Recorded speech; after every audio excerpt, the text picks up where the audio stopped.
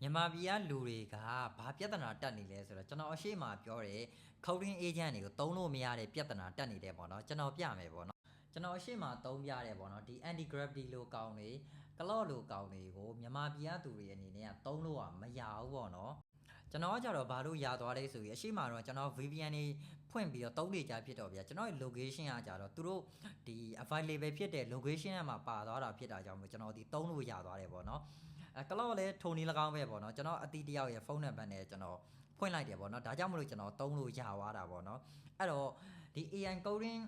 editor တွေလည်းသုံးကျင်တယ်ဘယ်လိုမျိုးသုံးရမလဲအခက်အခဲဖြစ်နေတဲ့သူတွေအတွက်ကို solution တစ်ခုရှိတယ်ပေါ့နော်ကို့မှာတော့ laptop တစ်ခုတော့ရှိဖို့လိုတယ်ဒါမှမဟုတ်ရင်တော့ဖုန်းကောင်းကောင်းတစ်ခုရှိဖို့လိုတယ်ပေါ့နော်ဖုန်းကောင်းကောင်းဆိုတာဗျာအနည်းဆုံး RAM 4GB နဲ့ storage များများလောက်ရှိရင်ရရင်ကိုပြောတာပေါ့နော်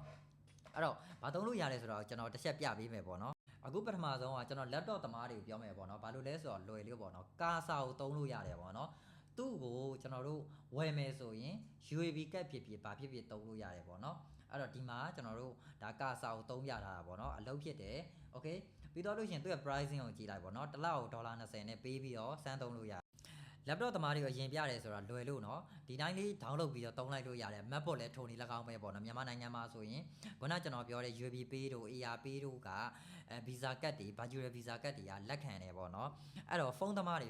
ကကြတော့ဘာလုပ်ဖို့လိုလဲဆိုတာမက်ရှိဖို့လိုတယ်ပြီးတော့လို့ရှိရင် Gemini CLI ရှိဖို့လိုတယ်အဲ့ဒီနှစ်ခုကိုပေါင်းပြီးတော့သုံးလို့ရတယ်သို့မဟုတ် open code ဆိုတာရှိရပေါ့နော်ကျွန်တော်ပြမယ်ကျွန်တော်ပြောတဲ့ open code ဆိုတော့ဒီကောင်လေးကိုပြောတာပေါ့နော်သူဒီ cloud နဲ့အတူတူပဲပေါ့နော်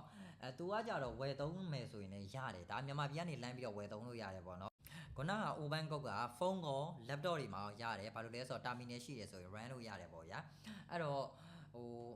အများကြီးခိုက်ခဲလုံးစရာမလိုဘူးကိုလိုချင်တဲ့ကိုသုံးချင်တဲ့ model တွေရှိတယ်ဆိုရင် open code မှာသုံးလို့ရတယ်ပေါ့နော်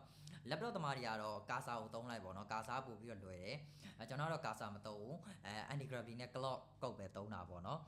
ဖုန်းသမားတွေကတော့ကျွန်တော်ခုနပြောတဲ့ target နဲ့ open code ကိုတွဲပြီးတော့သုံးမယ်အကယ်၍အခက်အခဲရှိရဆိုရင် tutorial တွေရှာလို့ရတယ်အရန်လွယ်တယ်ဘာမှမခက်ဘူးเนาะရှာပြီးတော့လုပ်လို့ရတယ်လွယ်လေးရပေါ့နော်အနည်းဆုံးတော့ကိုကတော့ကိုအောင်ပေါ့နော်ဘာလို့လဲဆိုတော့အကုန်လုံးက AI ရတပတ်တာသူကုန်ရေးပေးမှာဆိုတော့လေအဲ့ဒါကရှားတယ်ပေါ့နော် open code နဲ့လုပ်မယ်ဆိုရင်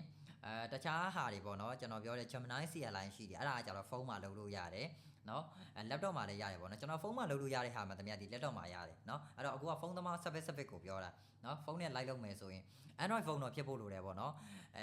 iOS တို့ဘာလို့မှဆိုရင်တော့မရဘူးစိတ်တော့မရှိနဲ့နော် okay အဲ့တော့ဒါကတော့အဆင်ပြေသွားမယ်လို့ထင်ပါတယ်နော်ဝယ်သုံးလို့ရပါတယ် subscription ကတော့ကိုယ့်ဘာသာကိုတော့ပေးရမှာပေါ့နော်